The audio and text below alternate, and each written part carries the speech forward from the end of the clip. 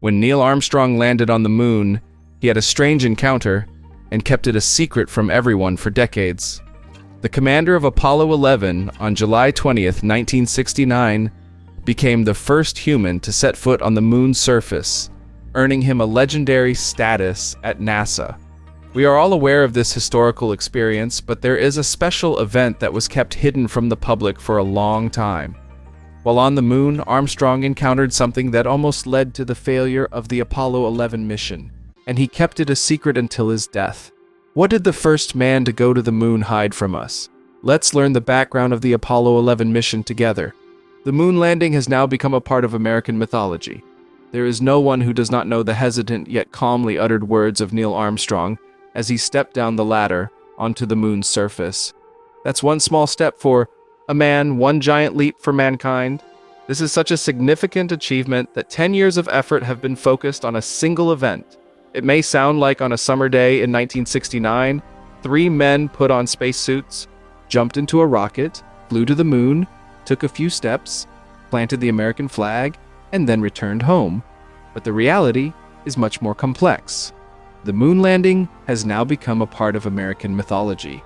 There is no one who does not know the hesitant yet calmly uttered words of Neil Armstrong as he stepped down the ladder onto the moon's surface. That's one small step for a man, one giant leap for mankind. This is such a significant achievement that 10 years of effort have been focused on a single event. It may sound like on a summer day in 1969, 3 men put on spacesuits, jumped into a rocket, flew to the moon, took a few steps, planted the American flag, and then returned home. But the reality is much more complex. Before Neil Armstrong took his small step for man on July 20th, 1969, he and the rest of the Apollo 11 crew underwent rigorous training for their mission to the moon.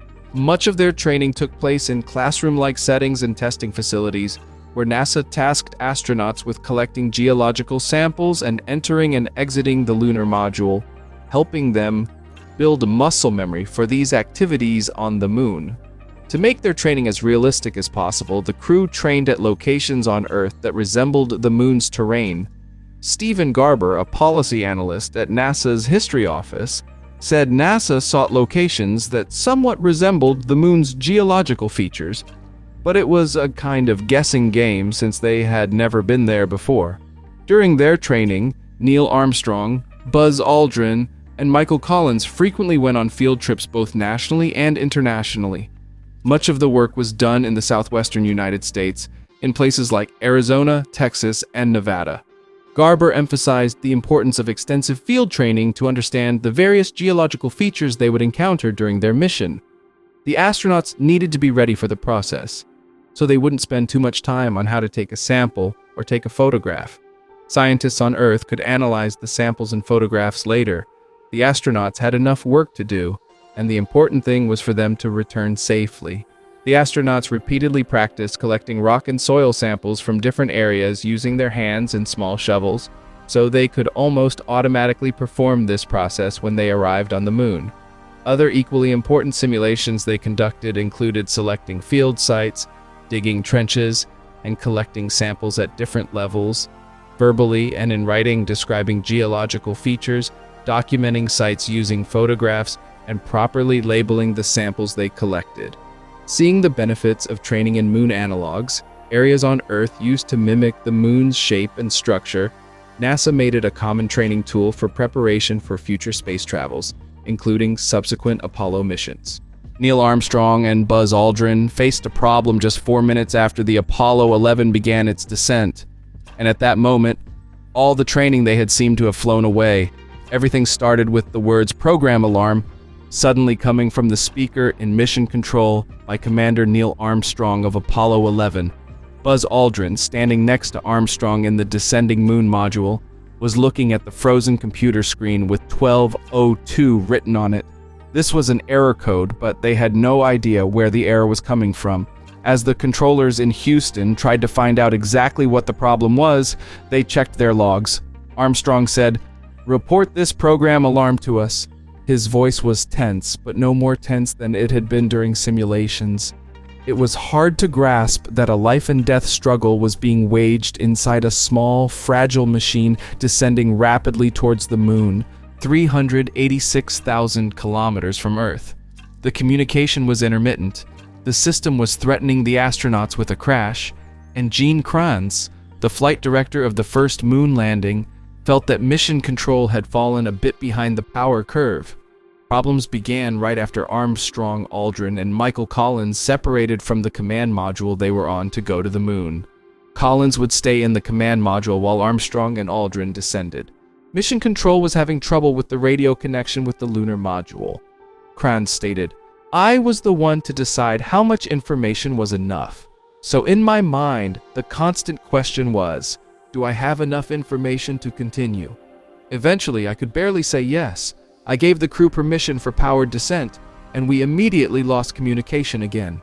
Aldrin had adjusted the antenna, and mission control did their best, but the radio connection kept coming and going. If the situation worsened, Kranz would have to order the mission to be canceled, while flight controllers on Earth were grappling with communication issues and erratic radar data. The main alarm in the lunar module cabin rang, and console warnings began to come from mission control. The landing computer was signaling an overload. The 1202 alarm it showed was an error code meaning, "I have too much to do, so I'm going to stop and reboot the system." If this had happened, mission rules would have required the landing process to be immediately canceled as it would be in jeopardy. The computer was receiving more data than it could handle. Events had alarmed Aldrin. The code was foreign to him. "We couldn't look in the book to see what the problem was because we were looking where we were going," he said. Neil Armstrong waited a bit, and then asked Houston for an explanation. Controller Steve Bales made the call. As long as the alarm was intermittent, there was no harm in continuing. Trying to cancel the mission in the middle of the descent with a bad computer was almost as dangerous as continuing the descent. So, weighing risk against risk, they decided that the safest thing was to continue the descent. Capsule communicator and astronaut Charlie Duke relayed the message into space. "We're going on an alarm." A few minutes later, the computer again gave a 1201 alarm, but the crew continued their work. At this point, Buzz Aldrin was focused on the instrument screens. Armstrong, while taking manual control of the landing, was calling out numbers for altitude, speed, and other critical data. However, there was another problem. They were not where they were supposed to be. According to Aldrin, in the commander's window, there was a grid in the form of a vertical line with markings on it, and this was adjusted to Armstrong's height and eye level. Taking cues from the computer, the commander could check this grid to determine the module's position on the moon. He was telling the rest of the crew their ranges at short intervals. Armstrong and Aldrin, affected by the moon's gravity and the extra speed they gained when they separated from the command module, had overshot the predicted landing area. An unpleasant scene was in front of Armstrong. Where the orbital map showed a smooth flatness, there was a wide crater area and rock piles the size of trucks. Armstrong, flying under his own power and with fuel running low, landed and searched for a smooth spot. I was looking at my orbital chart, and Neil found his balance at about 122 meters and began to move on the surface. This was far from what we were trained and saw in the simulations. So I started to get a little tense. They weren't telling us what the problem was. They were just flying in a strange orbit, said Charlie Duke. With rapidly decreasing fuel, they would soon reach the 60-second limit, meaning 1 minute left for mandatory cancellation.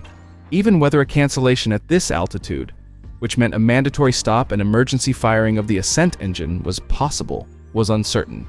Controller Bales, in his explanations about this issue, used the words, "You never want to go below the dead man's curve." It was such an altitude that you didn't have enough time to cancel before crashing. At this point, you are literally a dead man.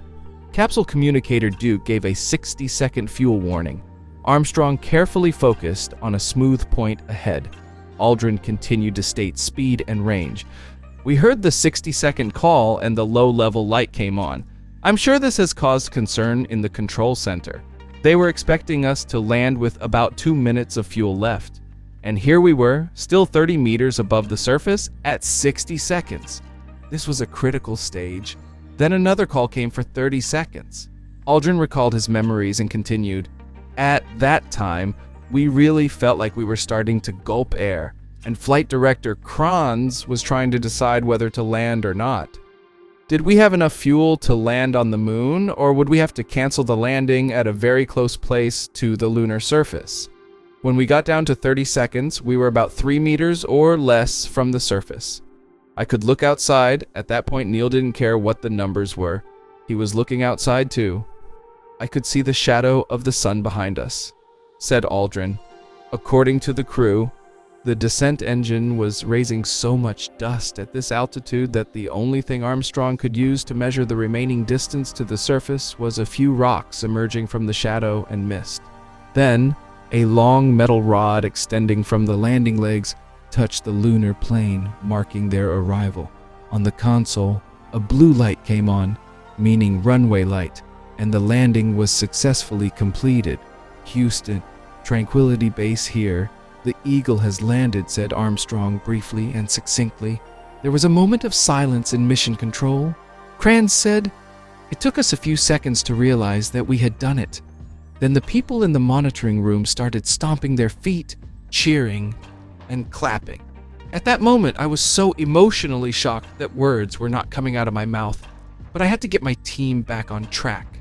Indeed, a physical action was required for the main return." He remembers putting his arm on the console, breaking his pen, and finally calling his controllers back to work. However, even though the crew had successfully landed, the surprises the moon had prepared for the astronauts were not over. Armstrong and Aldrin secured the lunar module, shut down the landing systems, and performed post-landing checklists. Everything seemed fine on the moon, but the situation was different in mission control. Consoles monitoring the landing stage showed a potentially dangerous pressure increase in the landing engine fuel line. Apollo's public relations officer, Dick Dunn, remembered that critical moment like it was yesterday. Intense cold from the moon's surface was seeping into the landing stage. After the engine shut down, this cold had penetrated a fuel line, causing a blockage. This was immediately reported to Mission Control in Houston, and alarms were raised. A block of ice had clogged the fuel line. It could melt, relieve pressure in a vent disk, or cause a catastrophic explosion. No one was sure. There were thoughts of canceling the moon exploration and initiating launch procedures immediately. Fortunately, the heat from the engine melted the ice and the issue was resolved. The pressure in the engine returned to normal. Unaware of the situation, the astronauts continued with their checklists while controllers breathed a sigh of relief. Within 3 hours, Armstrong and Aldrin were ready to explore the moon. However, as they prepared to exit the lunar module, another problem arose. They couldn't vent all the air out of the module. The astronauts opened the valve and waited for the oxygen to exit. Nevertheless, even when the gauge hit 0, they couldn't open the hatch. There was still too much pressure inside the landing vehicle. Aldrin said, "We tried to pull and open the door, but it wouldn't open. We wondered if we could get out. After a long time, we reached a point where we could open the door, actually trying to save their lives." While Armstrong was maneuvering to get out, a small item broke in the cabin space. Armstrong's backpack had snapped off from the engine start button. Although they had no idea at the moment, this was another perilous situation waiting for them. In his book recounting their journey to the moon, Aldrin wrote that he saw something on the floor of the lunar module that didn't belong there. On the right side of the cabin, on the dust on the ground, a broken circuit breaker switch lay. Wondering where it came from, he looked at the rows of switches on the control panel. The broken switch had snapped off from the engine arm circuit breaker. This was the only vital breaker needed to send electrical power to the ascent engine that would lift Armstrong and Aldrin off the moon. Somehow, he or Armstrong must have accidentally bumped the switch. With their backpacks in the cramped space, regardless, the switch needed to be put back in place for the firing of the ascent engine that would take them home. The broken switch was reported to Mission Control, but even by the next morning, Houston had not found a solution. Aldrin recounted in his book, "Upon closer inspection, I thought if I could find something in the module to push inside the circuit, it would hold. But I couldn't stick my finger in or use anything with metal on the end. In the shoulder pocket of my suit was a felt-tip pen that would do the job. After moving the countdown procedure ahead by a few hours in case it didn't work, I inserted the pen into the small opening where the circuit breaker switch should have been and pushed it in. Thankfully, it worked. NASA chief historian William Barry said that if the engine arm circuit breaker had remained open, Armstrong and Aldrin would likely have been stranded on the moon. The astronauts, pleased with the improvised outcome, landed on the moon despite everything. Buzz Aldrin still keeps the broken circuit breaker switch and the felt pen he used to fire the engines today. It could be a nice artifact, but it wasn't as special as what Neil Armstrong kept from the 1969 space mission. The first man to walk on the moon, along with his Apollo 11 crewmate Buzz Aldrin, was holding onto a bag filled with small parts of the lunar module Eagle that used to land on Tranquility Base on July 20, 1969. The bag was discovered by his wife after Armstrong's death in 2012. Alan Needle, the Apollo curator at the National Air and Space Museum in Washington, said, "I received an email from Carol Armstrong that she had found a white cloth bag filled with items that looked like they had come from a spacecraft in Neil's closet." The bag, which had also flown to the moon, was referred to as the McDivitt Purse in honor of Apollo 9 astronaut James McDivitt, who had proposed the idea of including it in the spacecraft. Among the items identified by Needle were Armstrong's waist tether, auxiliary lights and brackets, equipment net, an emergency wrench, the optical sight mounted over Armstrong's window, and the 16mm data acquisition camera that recorded the iconic images of Armstrong's descent down the ladder to take his small step on the moon. Needle noted that all the items held great significance. Considering their connection with Armstrong, for whatever reason, Neil Armstrong seemingly kept the bag a secret for over 40 years. Even when questioned about his memories by the authorized biographer, Armstrong never mentioned the artifacts he kept in his closet. In fact, the bag was not something Armstrong secretly brought back from the moon. After returning to lunar orbit, the bag and its contents were transferred from Eagle to the command module Columbia, and the lunar module was directed to return to the surface. Had the bag remained on the moon, it too would have been lost. Armstrong mentioned the bag to command module pilot Michael Collins during the transfer. How the bag ended up in Armstrong's possession post-mission is unknown, but it was not unusual for astronauts to bring back mementos from space. Yet seeing what happened on NASA's first moon mission and how it could turn things upside down was astonishing. Thankfully, the first man and the mission that took him to the moon concluded successfully. Why do you think Neil Armstrong kept these artifacts hidden from the world, even from his wife? Neil Armstrong and his moon team in a statement said they broke a few rules by jumping to a section of the moon to take pictures of some interesting primary rocks. Could these rocks on the moon be extraterrestrial entities? Share your thoughts in the comments section. Thank you for your time. See you in the next videos. Goodbye.